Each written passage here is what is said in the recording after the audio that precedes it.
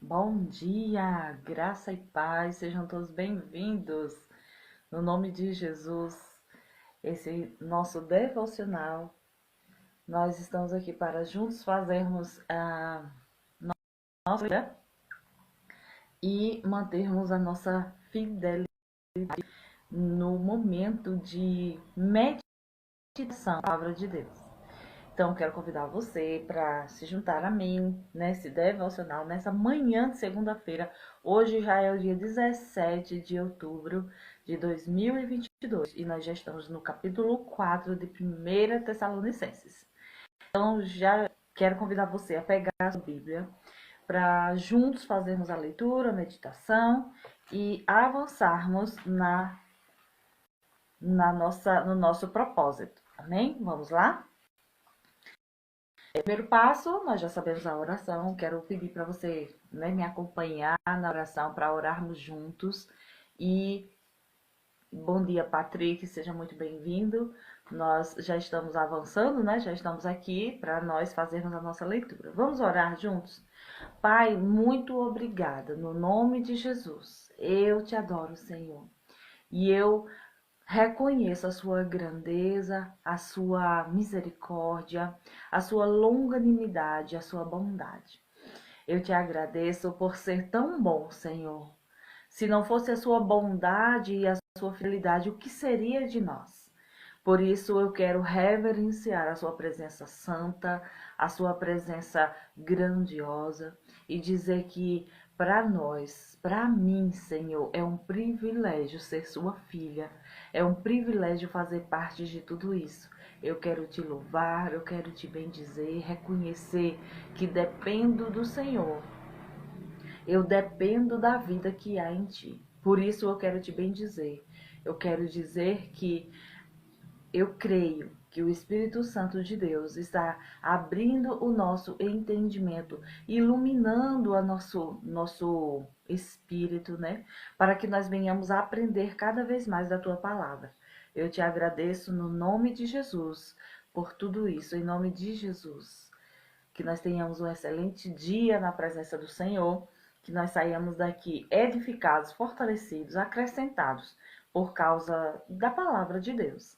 Ela é âncora para as nossas almas, ela é a luz, né, que ilumina os nossos passos, que ilumina a nossa vida. Ela é fonte de sabedoria. Em Cristo Jesus, né, na palavra de Deus, nós temos tudo que nós precisamos. As instruções, as direções, nós estamos diante da palavra poderosa do Senhor e por isso nós a tratamos assim, né? O Senhor e a sua palavra são a mesma coisa. Então, vamos à leitura do capítulo 4, né? 1 Tessalonicenses, capítulo 4, nós vamos ver que Paulo também traz instruções para os irmãos dessa igreja. Sabe que eu estava meditando que essa igreja, muitos dos irmãos que formavam essa igreja, eles eram muito novos na fé, né? Eles eram recém-nascidos, como a gente gosta de falar, quando alguém entrega a vida para Jesus, essa pessoa é nascida de novo.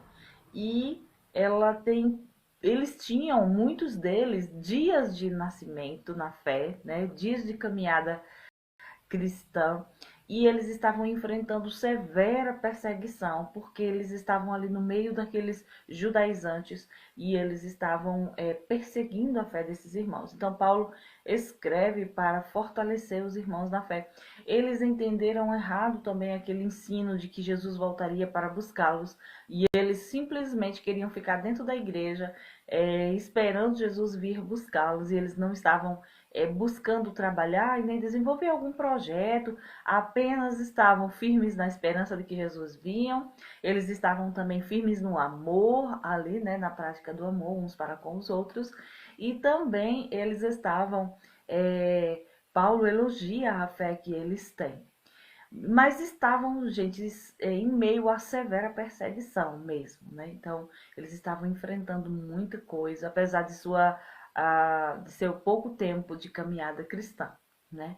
Mas, deixa eu fixar aqui o comentário.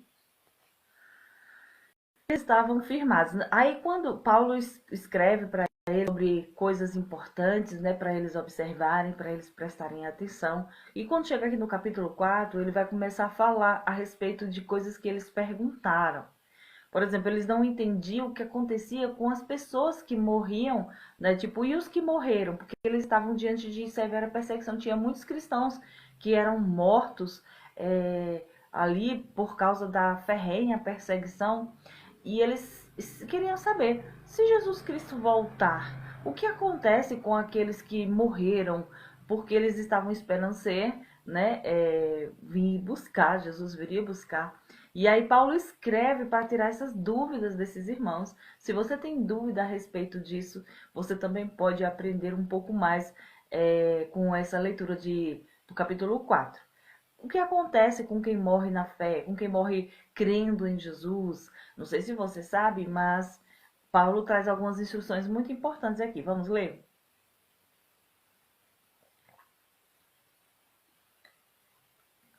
Eu quero incentivar você a pegar a sua Bíblia para fazer a leitura juntamente comigo. Diz assim: uma vida dedicada a agradar a Deus. Finalmente, irmãos, pedimos e incentivamos em nome do Senhor Jesus que vivam para agradar a Deus conforme lhes instruímos. Vocês já vivem desse modo e o incentivamos a fazê-lo ainda mais, pois se lembram das instruções que que lhes demos pela autoridade do Senhor Jesus. A vontade de Deus é que vocês vivam em santidade. Por isso, mantenham-se afastados de todo pecado sexual. Cada um deve aprender a controlar o próprio corpo e assim viver em santidade e honra. Não em paixões sensuais como os gentios que não conhecem a Deus. Nesse assunto, não prejudiquem e nem enganem um irmão, pois o Senhor punirá todas essas práticas, como já os advertimos solenemente. Pois Deus nos chamou para uma vida santa e não impura. Portanto, quem se recusa a viver de acordo com essas regras não desobedece a ensinamentos humanos, mas rejeita a Deus que lhes dá seu Espírito Santo. Não precisamos lhes escrever sobre a importância do amor fraternal, pois o próprio Deus os ensinou a amarem uns aos outros. De fato, vocês já demonstram esse amor por todos os irmãos em toda a Macedônia. Ainda assim, irmãos, pedimos que os amem ainda mais. Tenham como objetivo uma vida tranquila, ocupando-se com seus próprios assuntos e trabalhando com suas próprias mãos, conforme os instruímos anteriormente. Assim, os que são de fora respeitarão seu modo de viver e vocês não terão de depender de outros. Agora, irmãos, não queremos que ignorem. Então, eu vou fazer um comentário aqui a partir de cima, porque ele vai mudar um pouco o assunto, né? Aqui você percebe que ele traz as instruções a respeito de elogia o fato deles já viverem em amor e os incentiva a andarem ainda mais, né? Ele também fala sobre a vida de santidade e de considerar, né, as coisas da palavra, a firmeza. Ele diz: vocês já fazem isso, mas eu quero incentivá-los a permanecer.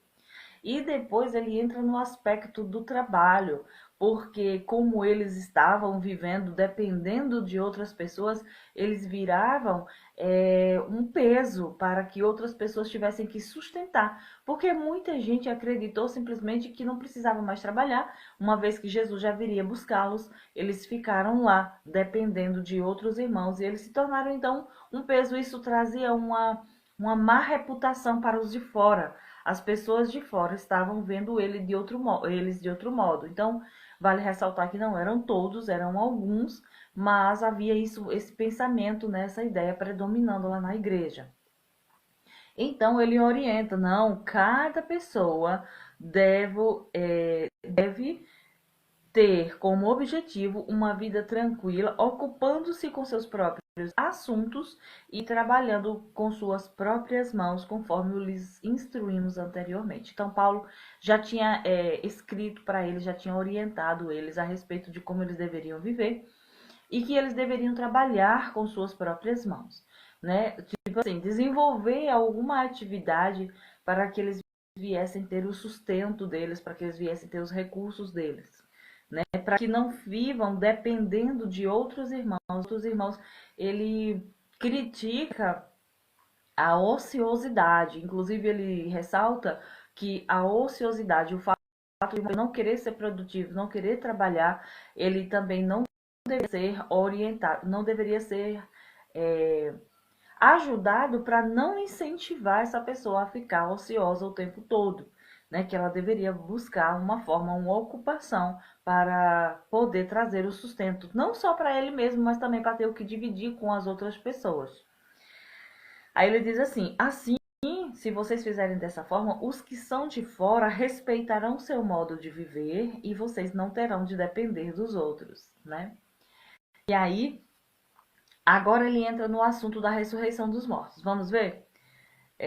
Agora, irmãos, não queremos que ignorem o que acontecerá aos que já morreram, para que não se entristeçam como aqueles que não têm esperança. Porque cremos que Jesus morreu e foi ressuscitado. Também cremos que Deus trará de volta à vida com Jesus todos os que morreram. Dizemos a vocês, pela palavra do Senhor, o seguinte: nós, os que ainda estivermos vivos, quando o Senhor voltar, não iremos ao encontro do Senhor, antes daqueles que já morreram. Pois o Senhor mesmo descerá do céu com um brado de comando, com a voz do arcanjo e com o toque da trombeta de Deus. Primeiro, os mortos em Cristo ressuscitarão. Depois, com eles, nós, os que ainda estivermos vivos, seremos arrebatados nas nuvens ao encontro do Senhor nos ares. Então estaremos com o Senhor para sempre. Portanto, animem-se uns aos outros com essas palavras. Então, olha só o que foi que Paulo disse que era para fazer com essa palavra. Não era para ficar com medo, nem era para ficar entristecido, nem nada. Era para ficar animado com a possibilidade de como seria, de como vai ser. Então, como eu mencionei ontem, existe um grupo de pessoas, uma vertente de estudiosos que diz, que afirma, que crê que a igreja do Senhor Jesus passará pela tribulação, que é a ira de Deus que está para ser derramada sobre aqueles que se mantêm na desobediência, né?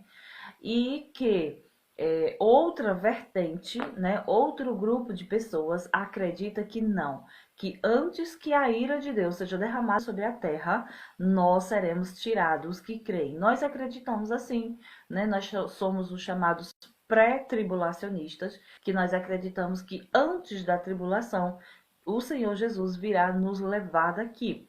E você percebe que antes, o que era que os tessalônicos, né, o pessoal da igreja de Tessalônica estava acreditando.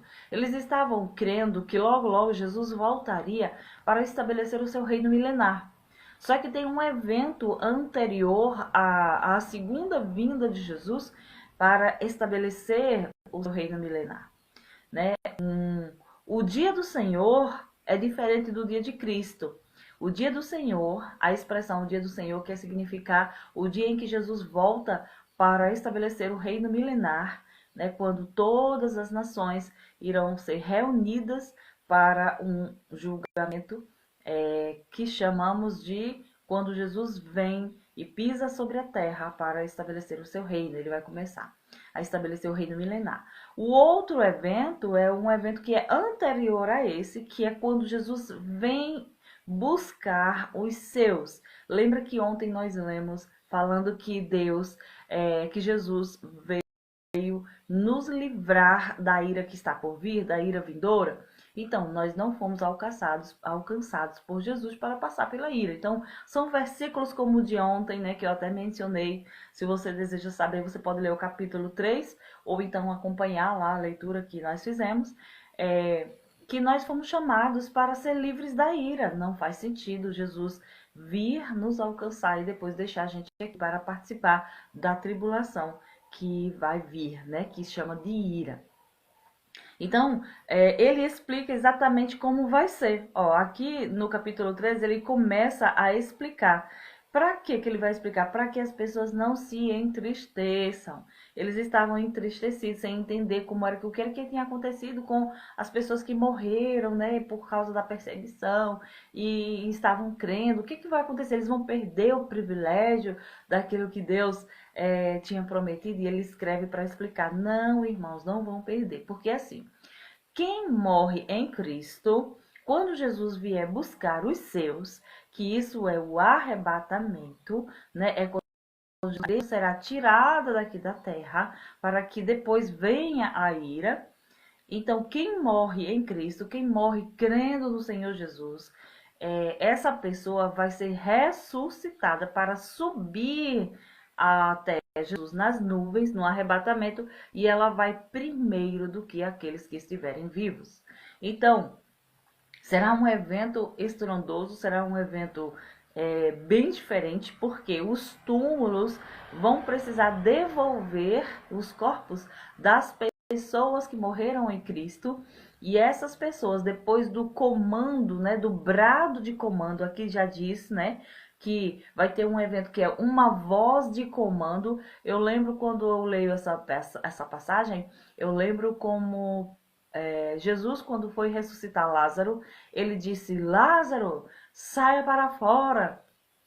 E algumas pessoas lembram que o brado, né, da voz de Jesus ressuscita qualquer um. Se ele não tivesse especificado que era somente Lázaro, as pessoas que tinham morrido, né, e que estavam enterradas ali, também ressuscitariam por causa da potente voz, por causa da voz de comando do Senhor. Então Jesus, ele tem o poder, e quando ele falar e der o seu comando, os corpos daqueles que morreram em Cristo ressuscitarão, sairão mesmo das tumbas e serão levados até o Senhor Jesus nos ares. E depois, os que estiverem vivos serão arrebatados vivos também, para se encontrar com o Senhor Jesus nos ares. E vale ressaltar que esse evento é um evento que só quem vai ver, quem vai perceber, quem vai ouvir, né, esses comandos são os salvos, são os seus. A Bíblia diz: ele virá buscar os seus, ou seja, aqueles que o aceitaram. Está escrito aqui, ó, porque cremos que Jesus morreu e foi ressuscitado, e também cremos que Deus trará de volta à vida com Jesus todos os que morreram. Dizemos a vocês pela palavra do Senhor, é uma afirmação, tipo assim, eu vou contar uma revelação que o Senhor Jesus me contou. Nós, o que ainda estivermos vivos, quando o Senhor voltar, não iremos ao encontro dele antes daqueles que já morreram. Então veja, primeiro os que já morreram vão ressuscitar e vão se encontrar com Jesus nos ares, e depois nós é que seremos arrebatados. Então olha só como vai ser no 16. O Senhor mesmo descerá do céu com um brado de comando, com a voz do arcanjo e com o toque da trombeta de Deus. Primeiro, os mortos em Cristo ressuscitarão. Depois, com eles, nós, os que ainda estivermos vivos, seremos arrebatados nas nuvens ao encontro do Senhor nos ares.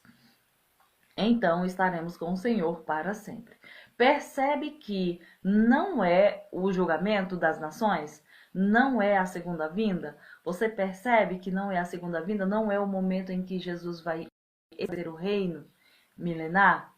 Então, é um evento anterior. Como é que nós cremos? Nós cremos do jeito que está escrito aqui. Nós cremos que Jesus vai arrebatar a igreja, primeiro os que já morreram, né? Que era a igreja que morreu.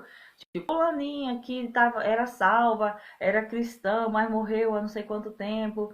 Então, elas vão ressuscitar, vão se encontrar com Jesus nos ares. Depois, os que estiverem vivos serão arrebatados e se encontrarão com Jesus nos ares. Pronto, aí segue-se o tribunal de Cristo, essas pessoas vão estar com Cristo durante 7 anos. E durante esses 7 anos, o que vai estar acontecendo aqui na Terra? Vai estar acontecendo a grande tribulação, que é justamente um julgamento para aqueles que não creram na salvação, não receberam a salvação que Jesus veio, né, trazer. E eles estarão passando por muito sofrimento, porque o anticristo estará solto, fazendo tudo o que ele bem entender aqui na Terra. E depois ele vai dar continuidade amanhã no capítulo 5, terminando mais esses assuntos, mas nós já podemos nos alegrar com essa palavra.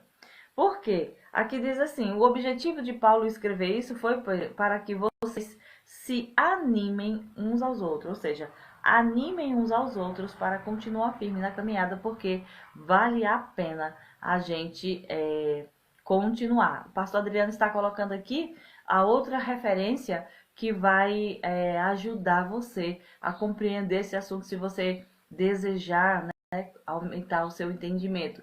Você pode ler 1 Coríntios no capítulo 15, né? Ali, ó, no 51 e 52, que vai falar exatamente desse mesmo processo. Por que que nós cremos como está escrito, que vai acontecer exatamente como está escrito. Tem algumas pessoas que dizem que não, a igreja vai passar pela tribulação e tal. Mas a gente não consegue entender assim, porque quando a gente lê as escrituras, eu creio que fica claro, né, dessa parte, entendendo desse modo, que nós seremos arrebatados e seremos livres desse juízo que vai vir sobre a terra. Aquele evento do Apocalipse, quando a gente lê depois do capítulo 3 em diante, ali não é para a igreja, ali é para os que ficarem. Né? Então, assim, os crentes, os cristãos, não precisam ter medo de tudo aquilo que está escrito, aquelas taças, aqueles desastres que vão estar acontecendo, aquelas coisas ali, nós não estaremos mais aqui. Quando aquilo ali estiver acontecendo, eu creio que nós vamos estar fazendo uma outra coisa, né, com o Senhor Jesus lá nos ares, lá no céu, que depois, quando ele for estabelecer o reino milenar, aí sim, ele vai voltar juntamente conosco, todos os que foram salvos, e aí sim, vai acontecer aquilo que está em Mateus 24, estará sendo o julgamento das nações, ele vai reunir todas as nações, vai colocar uns à direita e outros à esquerda, e nós estaremos lá com Jesus, ajudando naquele vendo aquele julgamento acontecer, mas nós não estaremos participando como igreja, nós estaremos já definidos, já estaremos ajudando nesse processo junto com o Senhor Jesus, já estaremos reinando com ele lá. E aí ele vai começar a estabelecer o reino milenar ali, né? Começando ali. Mas nós desceremos juntamente com ele na segunda vinda. É assim que nós acreditamos. Você pode ler lá em Mateus 24. Algumas pessoas dizem que Mateus 24 é história, mas nós acreditamos que ali, aquela passagem dos bodes e das ovelhas, ali nós já fomos arrebatados e já voltamos com Jesus. E a igreja não vai participar daquele momento de separação do lado direito e do lado esquerdo. A igreja já estará, os salvos já estarão com Jesus lá para ajudar naquele julgamento. Amém?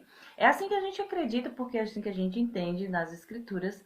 E você pode também tirar suas dúvidas. Se você quer estudar um pouco mais sobre isso, você pode enviar perguntas no direct. Nós temos o pastor Adriano que ama isso também, né? Pastor Adriano gosta de se aprofundar nesse tema da escatologia, das coisas que ainda vão acontecer, as coisas do fim. Mas Paulo disse que é para a gente se animar. É para a gente se animar com a possibilidade de Jesus vir nos buscar, com a possibilidade de Jesus vir arrebatar e ressuscitar os mortos primeiro. Então, se nós estivermos mortos ou se nós estivermos vivos, quando Jesus vier buscar os seus, não tem problema, porque o dispositivo que ele instalou em todos aqueles que creem é poderoso para, na hora da sua voz de comando, na hora do seu brado, poderoso. Onde quer que nós estejamos, nós seremos chamados à sua presença, seremos arrebatados. Não é, é uma força que vai nos atrair a ele. Isso é poderoso. Na hora que a sua voz for lançada, onde nós estivermos, quer estejamos vivos, quer estejamos mortos, né? Quer estejamos dormindo, nós seremos simplesmente tomados, levados, arrebatados até o encontro dele. É uma força poderosa que atrai como metal e imã, né? Na hora do comando, nós seremos levados até a sua presença. E isso é poderoso. Por que que ele vai fazer isso? Porque ele já nos comprou. Nós já somos dele, ele já pagou o preço, ele já derramou o seu sangue. E quando a gente acredita, ele coloca o selo. Deus coloca o selo dizendo, pronto, o Espírito Santo é o selo. Ele diz, esse é meu e ninguém tasca, né? Então agora nós temos o selo da garantia de que ele virá nos buscar. Amém? Então, se você crê assim, glória a Deus. Se você não crê, você pode comentar. Se você, eu não entendi, você pode mandar uma pergunta. E também você pode contar para outra pessoa, se você já entendeu, para que essa pessoa tenha esperança. Para que quando morre alguém, um ente querido, e essa pessoa não sabe para onde ela vai, é um desespero. Então, isso vai ajudar você a evangelizar também. Olha, creia no Senhor Jesus, porque quando ele vier buscar, nós seremos libertos. Aquilo do Apocalipse é só para quem ficar. E aí você não precisa ficar, você pode crer no Senhor Jesus e ser salvo ainda hoje.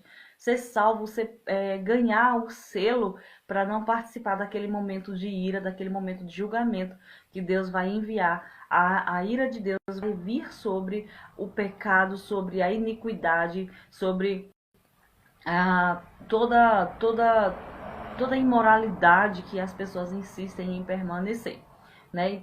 Vale ressaltar que essa igreja vivia um momento de perseguição e a iniquidade era tão grande quanto nós podemos ver hoje. Eu creio que ainda era muito maior do que nós podemos ver hoje. As pessoas que têm uma vida cada vez mais devassa, perversa, iníqua, elas perseguem naturalmente os cristãos, elas perseguem aqueles que querem viver uma vida diferente. Sempre foi assim e sempre será, mas a gente precisa ficar tranquilo, porque quando o pecado aumentar demais, a ira de Deus virá, ele virá nos salvar. Não importa se nós estamos sendo perseguidos por causa do nome de Jesus, a gente precisa permanecer firmes, porque o Senhor Jesus está vendo tudo, e na hora que a perseguição e a iniquidade aumentar demais, ele vai vir com a solução, com o socorro para mim, para você, e vai trazer as outras pessoas irão sofrer, irão pagar por isso se elas não se arrependerem. Vale ressaltar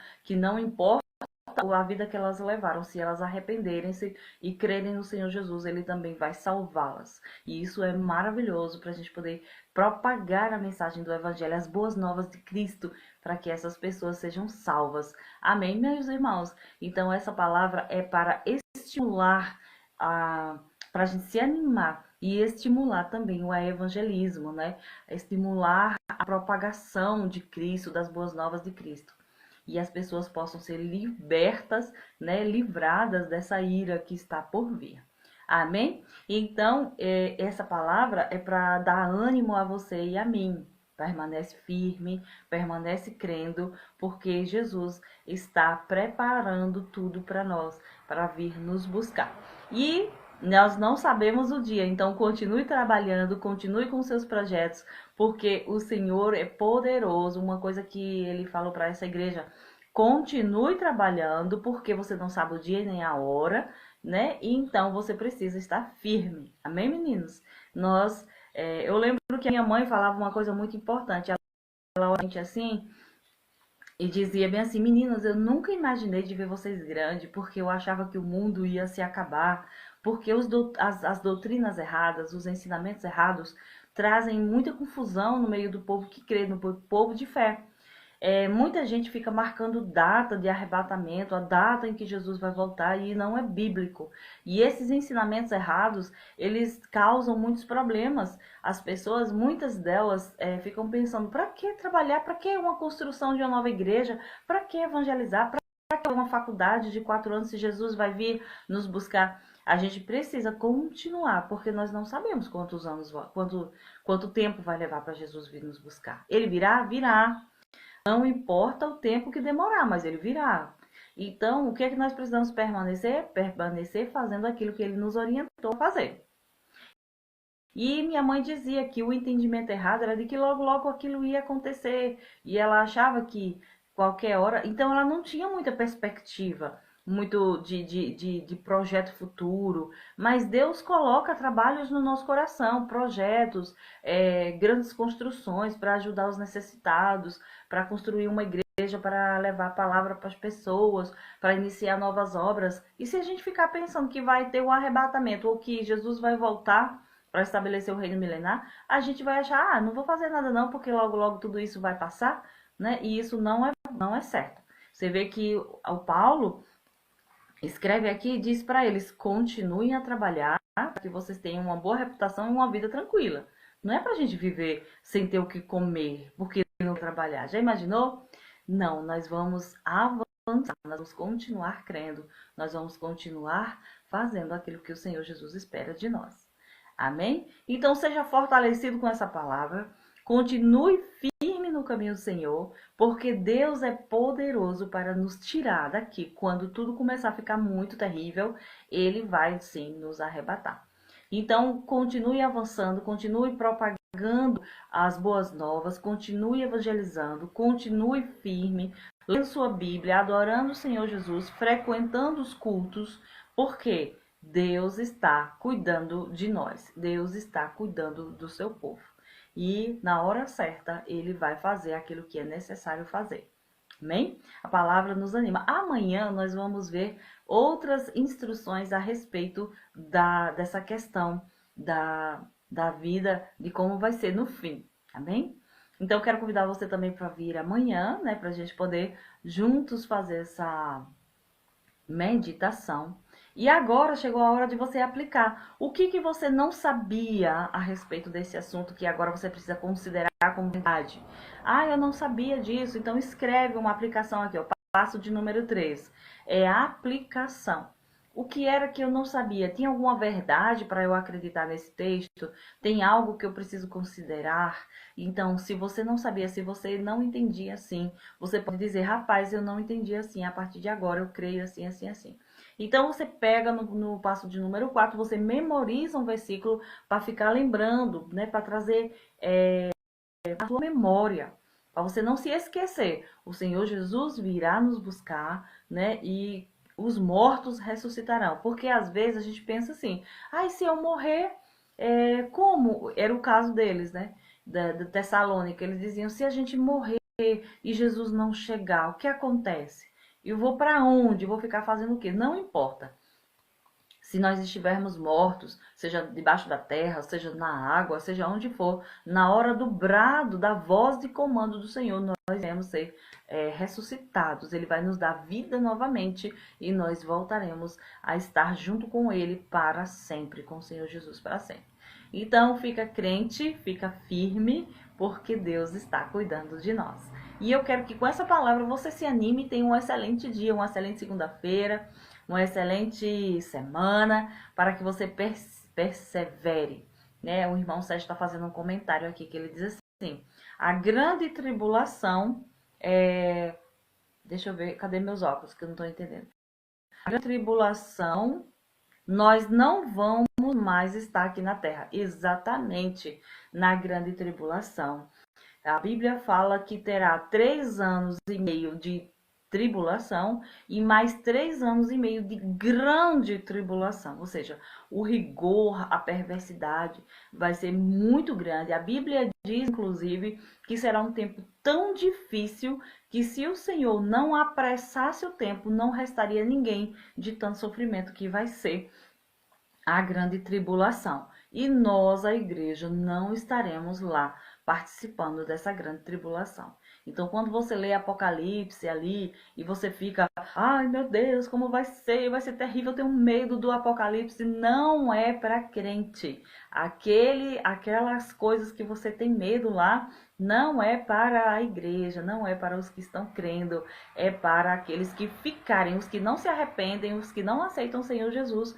Eles não têm mais outra situação para eles, porque eles não aceitaram a salvação que Deus mandou. Deus não mandou a salvação?